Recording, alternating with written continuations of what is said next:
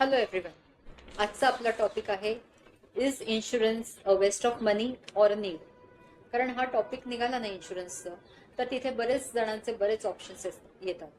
Like काही जण म्हणतात का like insurance is a waste of money, आपल्याला यात काही रिटर्न्स येत नाही. काही जण म्हणतात की नाही, इन्शुरन्स घेतल्याशिवाय आपलं फायनान्शियल प्लॅनिंग होतच नाही. तर आपण हे मिथ ब्रेक करूया आणि इन्शुरन्स खरंच वेस्ट ऑफ मनी आहे का, की ते तुमच्या फॅमिलीसाठी एक स्ट्रॉंग फायनान्शियल सोल्युशन आहे, एक प्रोटेक्शन आहे, याबद्दल आपण माहिती घेऊया प्रदीप कडून. हाय प्रदीप. हाय. आजचा आपला टॉपिक आहे का is insurance a waste of money or a need. तर माझा पहिला प्रश्न हाच आहे का इन्शुरन्स जे आपण घेतो तर is it a waste of money or a need. Can you please elaborate. Hi Sonali. खूप छान प्रश्न आहे ॲक्च्युली. की इन्शुरन्स हे अतिशय कॉम्प्लेक्स आणि कॉम्प्लिकेटेड प्रोडक्ट मला स्वतःला वाटतं. कारण काय आहे की एंड रिझल्ट माहीत नाही आहे की नक्की प्रोडक्टचा काय आहे. जेव्हा आपण प्रोडक्ट घेतो तेव्हा आपल्याला एंड रिझल्ट माहीत नाही आहे. म्हणून प्रश्नाचं उत्तर असं देता येईल की त्याचा प्रश्नाचं उत्तर येस पण आहे आणि नाही पण आहे. येस कसं, तर जर का माझं प्रोडक्ट योग्य असेल तर त्याचं उत्तर येस असं आहे, आणि जर का माझं प्रोडक्ट योग्य नसेल तर त्याचं उत्तर नाही असं आहे. मग नक्की काय घ्यावं आणि प्रॉडक्ट कशी डायव्हर्सिफाय करावी याच्यावरती आपल्याला आज बोलता येईल. इंटरेस्टिंग. आता मला एक सांग का रॉंग इन्शुरन्स म्हणजे एक्झॅक्टली काय. हां सोनाली, छान प्रश्न आहे. रॉंग इन्शुरन्स म्हणजे काय? मी जेव्हा एखादा इन्शुरन्स घ्यायला जातो तेव्हा मी माझी नीड विचारतो का, माझी वॉन्ट विचारतो का आणि माझी डिझायर विचारतो का. तर मी कुठल्याही नीड, वॉन्ट आणि डिझायरमध्ये जात नाही. मी काय करतो, मी 28 वर्षाचा असतो, 25 वर्षाचा असतो, 27 वर्षाचा असतो. कोणीतरी ओळखीचा मला एखादं प्रॉडक्ट विकतो आणि मग तो मला असं सांगतो की तुम्ही 20 वर्ष पैसे भरा, तुम्ही 30 वर्ष पैसे भरा, तुम्हाला हे मिळेल. आपण कुठलंही त्याचं काही गणित मांडत नाही की 20 वर्ष जर का मी पैसे भरले तर नेमकं मला काय मिळणार आहे. इन्शुरन्स म्हणजे काय, तर माझा इन्शुरेबल इंटरेस्ट म्हणजे काय, 25 ते 55 हे जे काही माझी लाईफ सायकल आहे ही अतिशय इम्पॉर्टंट लाईफ सायकल आहे. या लाईफ सायकलमध्ये मी डिपेंडंटमधनं इंडिपेंडंट झालेलो असतो. म्हणजे काय, 25 वर्षापर्यंत मी माझ्या आईवडिलांवरती डिपेंड असतो आणि 25 ते 55मध्ये माझ्याकडे अनेक जबाबदाऱ्या येतात. माझं लग्न होतं, माझी फॅमिली वाढते, फॅमिली वाढून माझं घर होतं, माझी मुलं वाढतात, मुलांची शिक्षणं होतात, या सगळ्यामध्ये माझ्या जबाबदाऱ्या वाढतात. मग इथे मला काय गरजेचं आहे, तर ह्या 25 ते 55मधल्या अनसर्टनिटी कव्हर करणं, याचा अर्थ म्हणजे इन्शुरन्स.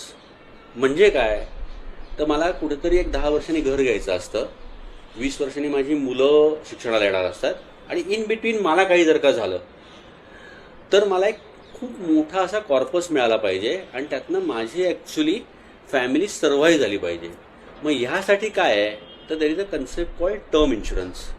टर्म इन्शुरन्स म्हणजे काय, तर आपण एक उदाहरण घेऊया की मी एक 27-28 वर्षाचा आहे आणि मला एक 50-60 हजार रुपये पगार आहे. तर मी माझं नियोजन कसं करावं, तर मी ह्या सगळ्याकडे 30 वर्षाचा विचार करावा. तर 30 वर्षाचा विचार करताना मला काय लागेल, तर मला 1-2 कोटी रुपये तरी लागतील असं मला वाटतं. 1-2 कोटी रुपये जेव्हा लागतील तर मला कुठल्याही परिस्थितीमध्ये 1-2 कोटी रुपये जर का मी नसीन, समजा मला काही झालं, तर ते 2 कोटी रुपये माझ्या ॲक्च्युली नॉमिनीला मिळाले पाहिजेत.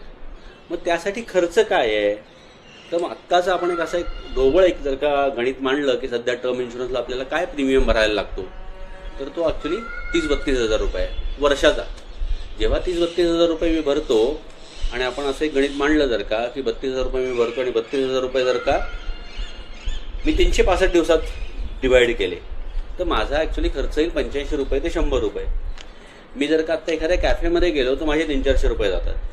तर मग मी माझ्या आयुष्यासाठी हे दिवसाही 100 रुपये द्यायला तयार आहे का.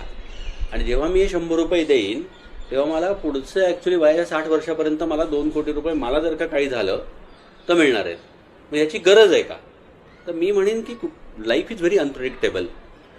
तर what I learn in my 23-25 years of experience, uncertainties are certain. तर कधीही काही होऊ शकतं. मग मी जर का 100 रुपये जर का दिवसाला खर्च करायचं असेल तर माझी एक अनसर्टनिटी कव्हर झाली. हे प्रॉडक्ट जर का आपण घेतलं तर माझ्यामध्ये हे छान प्रॉडक्ट आहे. मग इथे मला लोक प्रश्न विचारतात की ह्यातनं मला काहीच मिळत नाही आहे, मग मी एखाद्या कॅफेवरती एखाद्या बर्गरवरती जर का मी पैसे खर्च करायला तयार आहे तर मी माझ्या आयुष्यावरती खर्च करायला का तयार नाही? मग याच्या उलट जी लोक प्रोडक्ट घेतात ती काय घेतात, तर तुम्ही जसं मगाशी म्हटलात त्याप्रमाणे की नक्की वाईट प्रोडक्ट काय, तर जिथे एन्डॉमेंट आपण एखादं प्रोडक्ट म्हणतो, युलिक प्रोडक्ट म्हणतो, की जिथे मी 15-15, 20-20 वर्ष पैसे भरतो, माझं सम ॲश्युअर्ड हे अतिशय कमी असतं. म्हणजे मला काही झालं तर मिळणारे पैसे अतिशय कमी असतात आणि मला कुठली फ्लेक्झिबिलिटी नसते या सगळ्यामध्ये. मग मला सम ॲश्युअर्डही कमी आहे, मला पैसेही भरायचे आहेत. मग हे प्रोडक्ट जे आहे हे थोडंसं माझ्या मते in the favour of investor नाही आहे. म्हणून टर्म इन्शुरन्स घेताना मग मी कुठले ॲन्युअल एक्सपेन्सेस करतो आहे, तर मी कारचा इन्शुरन्स भरतो. मी कुठलाही विचार करत नाही कार इन्शुरन्स घेताना. माझा जो काही 25, 30, 20 हजार रुपये तो प्रीमियम आहे तो भरतो. मला क्लेम नाही मिळाला तरी चालतं. मी काय असं करत नाही की आज माझा शेवटचा दिवस आहे, मी गाडी घेतली आणि ठोकली आणि क्लेम आहे तुम्हाला पैसे घेतले.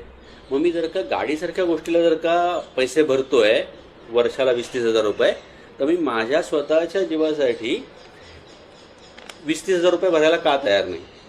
तर मला असं वाटतं की हे 20-30 हजार रुपये अतिशय इम्पॉर्टंट आहेत आणि त्यालाच तू म्हटल्याप्रमाणे एक फायनान्शियल प्लॅनिंगची किनार आहे की त्यांनी फायनान्शियल प्लॅनिंग हे पूर्ण होईल. ओके प्रदीप, चांगली माहिती दिली. पण जसं तू म्हणालास की आपण कार इन्शुरन्स घेतो आणि ते शेवटच्या दिवशी आपण काही कार जाऊन ठोकत नाही, तर मग लोक लाईक टर्म इन्शुरन्स घ्यायला का अवॉइड करतात? जसं आपण कारसाठी पण इन्शुरन्स करतो तू म्हणालास, तसं लोक हे अवॉइड करायला नको आहे, पण लोक हे अवॉइड का करतात? छान प्रश्न आहे सोनाली, की आपण एकीकडे कार इन्शुरन्स अगदी रिगरसली घेतोय किंवा रिलिजियसली घेतोय असं म्हणूया, आणि त्या पद्धतीने आपल्याकडे टर्म इन्शुरन्सचं पेनिट्रेशन नाही आहे. लोकांना खरं माहिती नाही आहे की टर्म इन्शुरन्स कधी घ्यावा, कोणत्या टप्प्यावर घ्यावा आणि त्याची नीड काय. जर का आपल्यासारख्या लोकांनी जर का त्याला त्याची नीड समजून सांगितली तर माझ्या मते लोकांमध्ये एक चांगला अवेअरनेस तयार होईल. नीड म्हणजे काय, तर आपण जेव्हा इन्व्हेस्टरला भेटतोय आणि तो जर का 25 ते 35 वयोगटामध्ये आहे आणि त्याच टप्प्यामध्ये जर का त्यांनी एक चांगला टर्म घेऊन ठेवला, जसं मी मगाशी तुला एक्झाम्पल दिलं की 2 कोटी रुपयाचा एखाद्या माणसाला जर का कवर घ्यायचं आहे आणि त्याला जर का 30-31 हजार रुपये भरायला लागणार आहेत, तर तो पटदिशी तयार होईल. हेच जेव्हा मी वयाच्या 18व्या वर्षी टर्म घेईन तेव्हा एक तर मला एखाद वेळेस काही हेल्थ इश्यू असू शकतात, ज्याला आपण सध्याच्या काळामध्ये लाईफस्टाईल डिसीज म्हणतो, की मला BP आहे, मला शुगर आहे. मग काय होतं की प्रीमियम फार मोठ्या प्रमाणावरती वाढतो आणि प्रीमियम वाढला की मला असं वाटतं की अरे एवढे पैसे मी का भरायचे. तर प्रत्येक प्रॉडक्टचं पोझिशनिंग आणि एक राईट एज ह्याचं जर का आपण कॉम्बिनेशन करू शकलो तर त्यावेळी ते प्रॉडक्ट आपल्याला अतिशय स्वस्त वाटतं. दुर्दैवाने काय होतं आहे भारतामध्ये, मला नोकरी लागल्यावरती मी इन्शुरन्स घेतो आहे, पण तो समहाऊ एन्डॉमेंट पॉलिसी घेतो आहे, मनी बॅक पॉलिसी घेतो आहे आणि त्यातनं मला काही मिळत नाही. आणि मग 10 वर्षांनी त्याला असं रिअलाईज होतं की अरे मी तर 2,000 रुपये दर महिना भरतो आहे, 10 वर्ष झाली पण मला फार काही दिसत नाही आहे. आणि मग तो इन्शुरन्सपासूनच लांब जातो.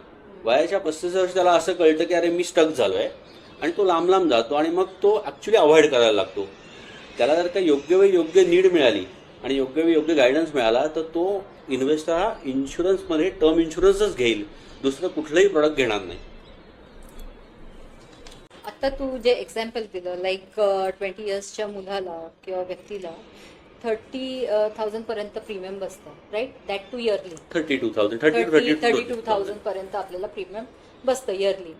तर मग असं हे काय आहे का किती कव्हर घ्यायला पाहिजे, कुठच्या एजमध्ये किती कव्हर घ्यायला पाहिजे, आपला टर्म इन्शुरन्स किती असायला हवा, किती कव्हर घ्यायला पाहिजे? छान प्रश्न आहे की नक्की मी माझ्या लाईफचं इव्हॅल्युएशन कसं करायचं, म्हणजे whether I am asset actually and what is the valuation my asset.